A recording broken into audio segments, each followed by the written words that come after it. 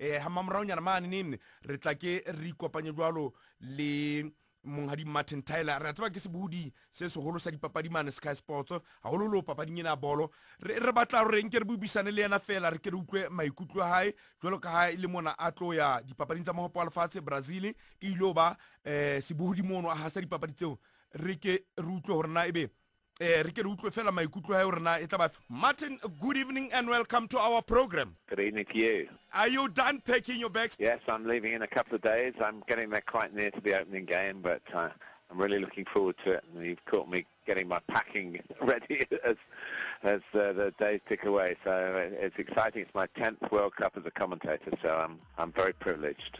Would you say going as far as the quarterfinals will be an achievement? It's always an achievement for any country to get to the last 8 in the world.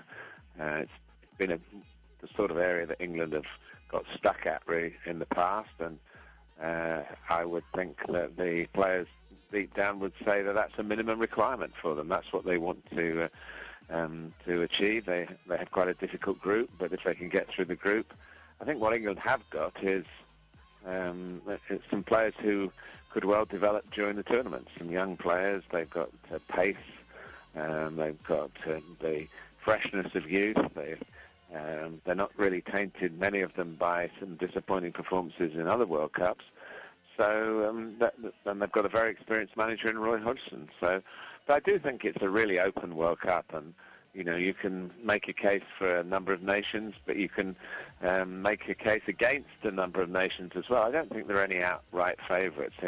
Obviously, Brazil have a terrific following, but that could be counterproductive. It could put a lot of pressure on the players. I think the whole country, they're not just willing Brazil to win; they expect Brazil to win. So that might be difficult to live up to.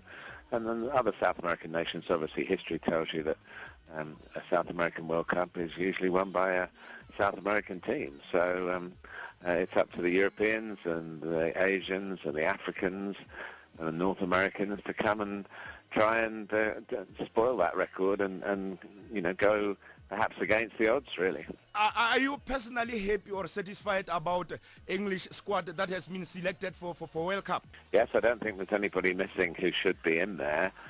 In fact, England are a bit short of backup players, to be honest, should anything untoward happen. They've got 2 games.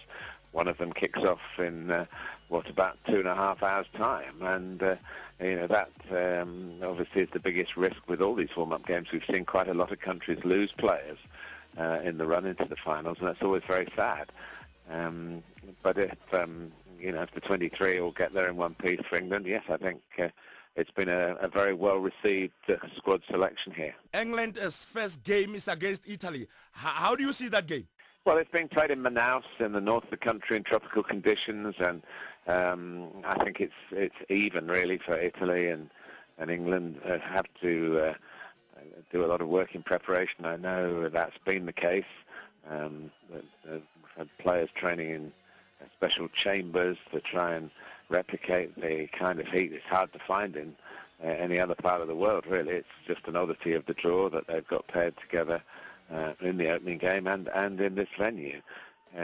I would think both countries would not want to lose. That's obviously going into the first game, but I do think that England have got players who can win the match, and maybe they've got 1 or 2 more players in that respect than Italy have. But I have huge respect for Prandelli, the Italy coach, who got Italy to the European Championship final in 2012, knocking England out on the way, but only on penalties. So it was very close then, and I think it'll be very close this time. It wouldn't surprise me if it was a draw. 2010, we saw the final of the World Cup being Spain and Netherlands. This time around, they are going to play in the group stages. How do you see that game? Well, they'll be looking at each other and thinking, we've got to play this game. Obviously, all the build-up will be about what happened in Soccer City in 2010, and it wasn't a very good game, and it had a lot of yellow cards and a red card in it. So I think it will be about the players from this squad, although there are certainly quite a number of the players in both countries who are available for selection again.